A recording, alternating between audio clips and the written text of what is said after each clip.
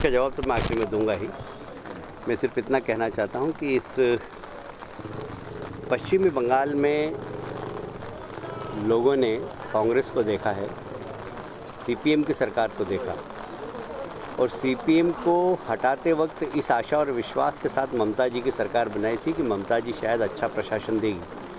पर इस 10 वर्षों में मैं बहुत जवाबदारी के साथ कहता हूं कि अनेक इन्वेस्टर मीट हुए और करोड़ों रुपया राज्य शासन के खजाने का खर्च हुआ, किंतु एक भी बड़ा उद्योग नहीं आया। इसलिए हमारे प्रदेश के बेरोजगार नौजवान शिक्षा प्राप्त करने के बाद बाहर नौकरी के लिए जाते हैं, दूसरे प्रदेशों में नौकरी के लिए जाते हैं।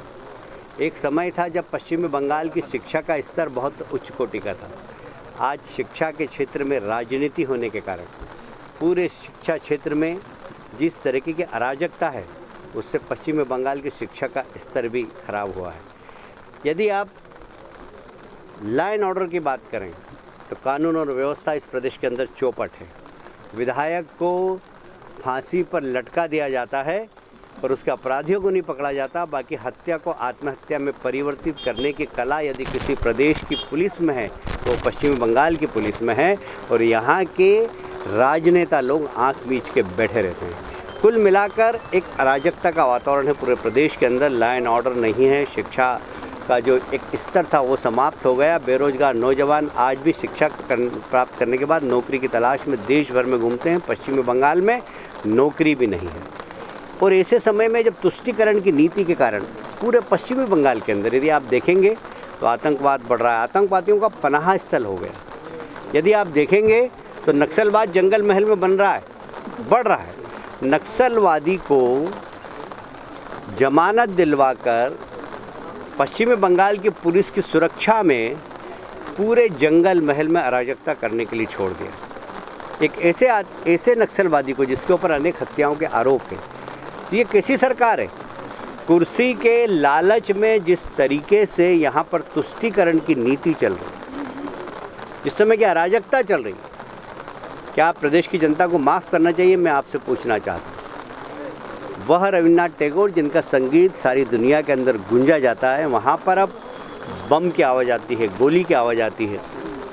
एक सिंडिकेट राज है, एक कट मनी का राज है और इस राज को समाप्त करने के लिए यहाँ पर भारतीय जनता पार्टी की सरकार बहुत आवश्यक है और भारतीय जनता पार्टी का कार्यकर्ताओं का संकल्प है कि यहाँ 2/3 बहुमत के साथ हम भारतीय जनता पार्टी की सरकार यहाँ बनाएंगे।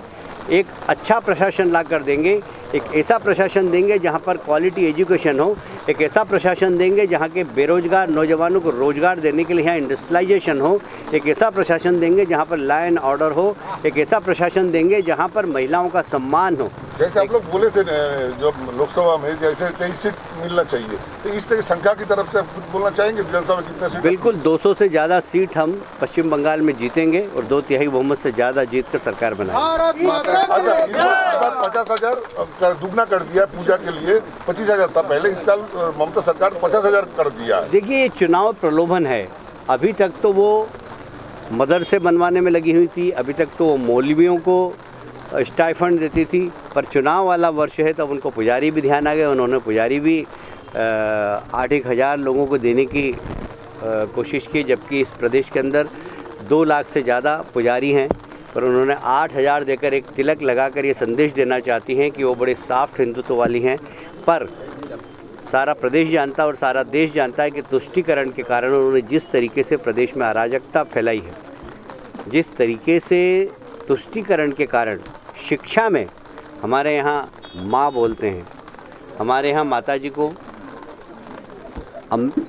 मम्मी बोलते हैं, पर अब शिक्षा में अम्मी लिखना चालू कर दिया।